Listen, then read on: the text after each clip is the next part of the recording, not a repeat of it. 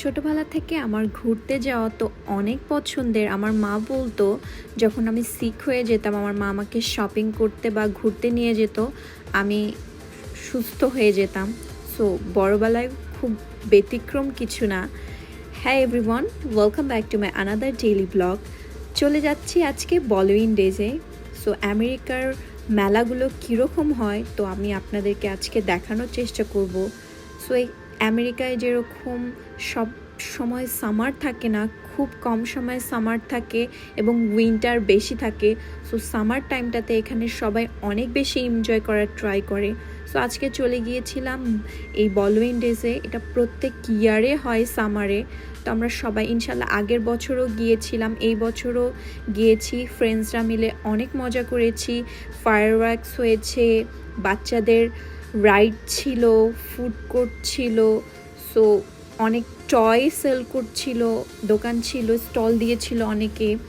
So it was A fun. সবার সাথে অনেক মজা করেছি। বাংলাদেশে একটা ভাইব পাওয়া যায় এরকম। আর এত গরম ছিল ওই দিন। সো সবার তো মানে জাস্ট ড্রিঙ্কস খাচ্ছিলাম, আমরা লেমনেড খাচ্ছিলাম, বারবার ওয়াটার খাচ্ছিলাম। But it was A fun. আলহামদুলিল্লাহ সবাই মিলে অনেক মজা করেছি। তো এখানে তো আসলে উইন্টারটা অনেক বেশি দিন থাকে। সো উইন্টারে আসলে কিছুই করার থাকে না, সবাই বাসায় বসে বোর হয়ে যায়।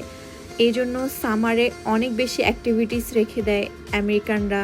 অনেক বেশি প্রোগ্রাম থাকে সামারে, আউটডোরে সবাই মিলে এনজয় করা যায় বা ঘুরতে যাওয়া যায়। এই জন্য আসলে সামারটা সবাই এখানে সবাই সারা বছর কাজ করে, সামারটা শুধু সবাই এনজয় করে। সো এখানে আমরা সবাই মিলে অনেক ফান করেছি ওই দিন। আমার হাজব্যান্ড সহ আমার ফ্যামিলি সহ চলে গিয়েছিলাম এবং আমার কয়েকটা ফ্রেন্ড সহ গিয়েছিলাম। আমরা অনেক ফুড ট্রাই করেছিলাম, আমরা রাইডে উঠেছিলাম।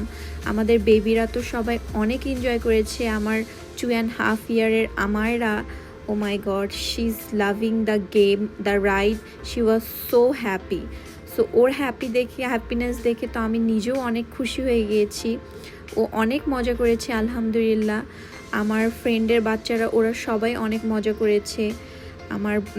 আমার ইনলজের হাউসের সবাই মিলে গিয়েছিলাম। সো সবাই মিলে অনেক মজা করেছি আমরা। বাচ্চারা তো খুবই এনজয় করছে। বেসিক্যালি এখানে বাচ্চাদের রাইডটা অনেক বেশি ছিল।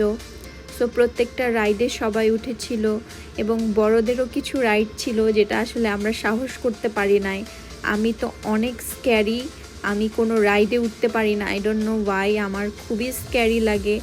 আমি একবার উঠেছিলাম, তারপর থেকে আসলে আমি আর উঠতে পারি নাই। আমার ভয় লাগে, তো আমার ওঠা হয়নি। তারপরে এই যে একটা মেলতান দ্বীপ, একটা নিউ ডেজার্ট রেস্টুরেন্ট হয়েছে, সো ওখানে চলে গিয়েছিলাম সবাই মিলে।